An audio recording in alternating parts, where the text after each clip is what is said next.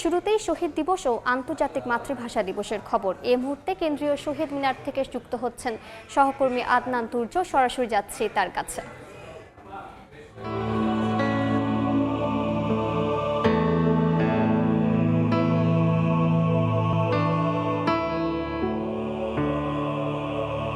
ওটা 1 মিনিট থেকে জাতীয় শহীদ মিনারে কিন্তু মানুষজনদের শ্রদ্ধা জ্ঞাপন এবং পুষ্প অর্পণ শুরু হয়েছিল।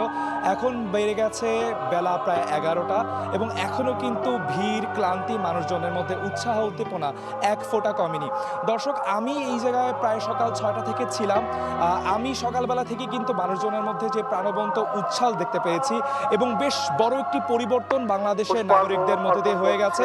জাতীয় নির্বাচন সংগঠিত হয়েছে, নতুন সরকার, নতুন দিনের প্রত্যাশা নিয়ে, নতুন দিনের আশা নিয়ে কিন্তু হচ্ছে তারা বাংলাদেশের মানুষজনরা নির্বাচনের পর প্রথম জাতীয় দিবস পালন করতে আমি দেখেছি।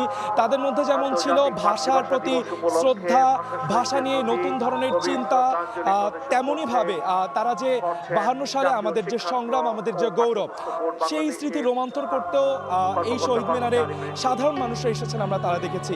এছাড়াও কিন্তু রাত থেকেই আমরা দেখেছি বিএনপির পক্ষ থেকে বিভিন্ন নেতাকর্মীরা যেমন এসেছেন, তেমন সবার প্রথমেই কিন্তু রাষ্ট্রপতি থেকে শুরু করে প্রধানমন্ত্রী তারেক রহমান এবং বিরোধী দলীয় যারা নেতা রয়েছে ডক্টর শফিকুর রহমান এবং নাহিদ ইসলাম, সবাই কিন্তু 12টার মধ্যেই প্রায় তাদের শ্রদ্ধা জ্ঞাপন শেষ হয়ে গিয়েছিল। এরপরে কিন্তু যেহেতু রোজার দিনে প্রথম জাতীয় দিবস, প্রথম রোজার মধ্যে আয়োজিত হচ্ছে, সেই দিক থেকে কিন্তু আসলে আমরা দেখেছি যে আমরা মনে করেছিলাম মানুষজনের ভিড় হয়তো রোজার সময় আর কি সেহরির পর থেকে কম হবে, কিন্তু আসলে সেই ভুলকে, সেই সংশয়কে আসলে ভুল প্রমাণিত করে কিন্তু আমরা দেখেছি মানুষজনের মধ্যে প্রবল আগ্রহ রয়েছে, প্রবল উদ্দীপনা রয়েছে। সকালবেলা থেকেই আমরা দেখেছি বিভিন্ন সাংগঠনিক নেতাকর্মীরা যেমন রয়েছে, বিভিন্ন কালচারাল যেই সাংস্কৃতিক যেই সংগঠনগুলো রয়েছে, তারা কিন্তু ফুল দিয়ে শ্রদ্ধা জ্ঞাপন করতে এসেছেন।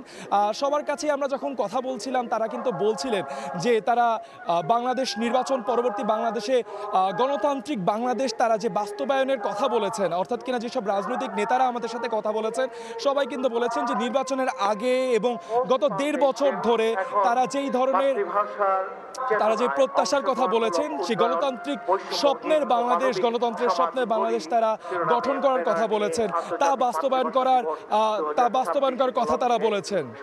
জি, এছাড়াও আমি কিন্তু দেখেছি অন্যান্য সকল ধরনের বয়স, শ্রেণী পেশার মানুষ শহীদ মিনারে রয়েছেন। এই ছিল শহীদ মিনার থেকে আমার কাছে সর্বশেষ তথ্য। আমরা এতক্ষণ সরাসরি যুক্ত ছিলাম ঢাকার কেন্দ্রীয় শহীদ মিনারে।